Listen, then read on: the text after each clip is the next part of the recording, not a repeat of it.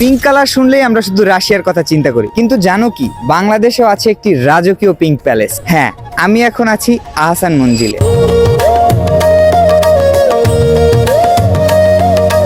1859 সালে খাজা আব্দুল গনি এই রাজকীয় প্রাসাদটি নির্মাণ করেন এবং নির্মাণ পরবর্তী সময়ে তিনি তার প্রিয় পুত্র খাজা আহসানুল্লাহর নাম অনুসারে নামকরণ করেন আহসান মঞ্জিল। বুড়িগঙ্গা নদীর তীরবর্তী এই গোলাপি প্রাসাদটি আমাদের কাছে আপাত দৃষ্টিতে একটি দর্শনীয় স্থান হলেও নবাবদের জন্য এটি ছিল তাদের বাসস্থান। আহসান মঞ্জিল মূলত দুই অংশে বিভক্ত, রংমহল অর্থাৎ প্রাসাদের মূল অংশ এবং অন্দরমহল যেখানে নবাব ও তার পরিবারবর্গ বসবাস করতেন, এবং আমার পিছনে থাকা কাঠের সেতুটি এই দুই মহলকে সংযুক্ত করেছে।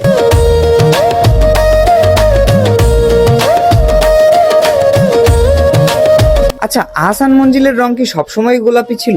না, শুরুতে আহসান মঞ্জিলের রং ছিল অফ হোয়াইট কালারের। পরবর্তীতে 1888 সালের এক ঘূর্ণিঝড়ে আহসান মঞ্জিল ব্যাপকভাবে ক্ষয়ক্ষতির শিকার হয়।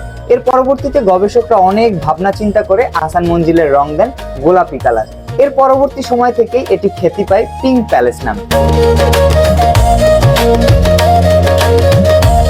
নবাব আহসানুল্লাহর মৃত্যুর পরে 1985 সালে কয়েক হাত বদল হয়ে এই প্রাসাদটির মালিকানা চলে যায় সরকারের কাছে। পরবর্তীতে 1992 সালে বাংলাদেশ সরকার এটিকে জাদুঘর হিসাবে জনসাধারণের জন্য উন্মুক্ত করে দেয়। 150 বছর পুরনো এই রাজপ্রাসাদটি আজও ধরে রেখেছে তার স্থাপত্য শৈলী এবং বুড়িগঙ্গা নদীর কোল ঘেঁষে দাঁড়িয়ে আছে ইতিহাসের এক রাজসাক্ষী হয়ে। কারণ